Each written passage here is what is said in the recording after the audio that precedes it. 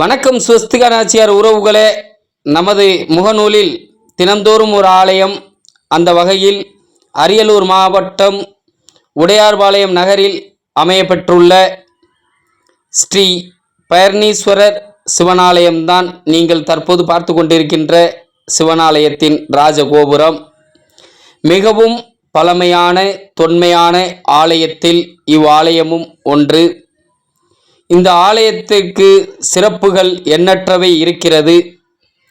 உடையார்பாளையம் ஜமீன் அரண்மனைக்கு நேர் எதிரே இந்த சிவனாலயம் அமைய பெற்றுள்ளது.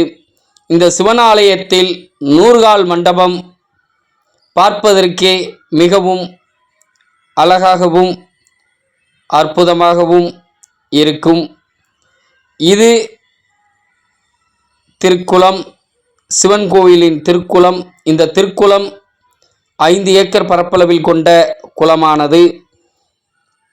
பாருங்க உறவுகளே, 100 கால் மண்டபம். இந்த 100 கால் மண்டபம் கோவிலின் முகப்பில் அமைய பெற்று இருக்கிறது.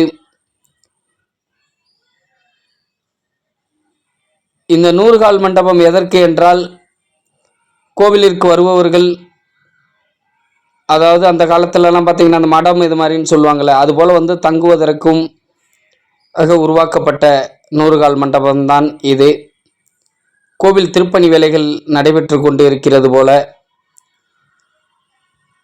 அதே போல் என்னன்னு கேட்டிங்கன்னா, இந்த 100 கால் மண்டபத்திற்கு உள்ளே போகும்போது நமக்கே ஒரு பிரமிப்பாக இருக்குது. தமிழர்களின் கட்டிடக்கலைக்கு ஒரு எடுத்துக்காட்டாக இந்த மண்டபம் விளங்குகின்றது. அப்படியே சரி, உறவுகளுக்கு இதை முழுசாக எடுத்து காட்டுவோம். இது போன்ற ஆலயங்கள் எல்லாம் நம் பகுதியில் இருக்கிறது என்பதை காட்டுவதற்கு இங்கே பாருங்கள், இந்த குளத்தோட அழகே தனி பேரழகு. அந்த 100 கால் மண்டபத்தில் உள்ள ஒரு சிறிய கோவில் தான் அது. அதே போல் என்னென்னு கேட்டிங்கன்னா, இந்த 100 கால் மண்டபத்தை நீங்கள் நிறையா சினிமாக்களிலும் படங்களிலும் பார்த்துருக்கலாம். நிறையா படங்களும் வந்திருக்கின்றன இந்த ஆலயத்தின் வாயிலாக. தற்போது பார்ப்பது கோவிலின் சுற்றுச்சுவர்.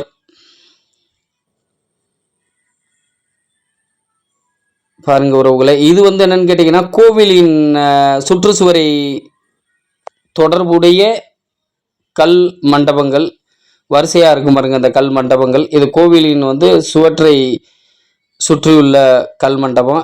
அதில் ஒரு படித்துறை இருக்கும். அந்த படித்துறையில் தான் பொதுமக்கள் குளிப்பதற்கும் சாமி நீராடுவதற்கான படித்துறை. இது குளத்தின் மையப்பகுதியில் மண்டபம் ஒன்று இருக்கிறது. இந்த குளமானது வில் வடிவில் இருக்கும். ஆகவே இந்த கோவிலில் அமைய பெற்றுள்ள விநாயகருக்கு வில் விநாயகர் என்ற பெயரும் உண்டு. மிகவும் பிரசித்தி பெற்ற ஒரு சிவனாலயம். கண்டிப்பாக உறவுகள் வாய்ப்பு கிடைக்கும் பட்சத்தில் இந்த ஆலயத்திற்கு சென்று வாருங்கள். மிகவும் தொன்மையான சிவனாலயம். இங்கே பாருங்க உறவுகளை, இது சுற்றுச்சுவர், கோவிலின் சுற்றுச்சுவர்.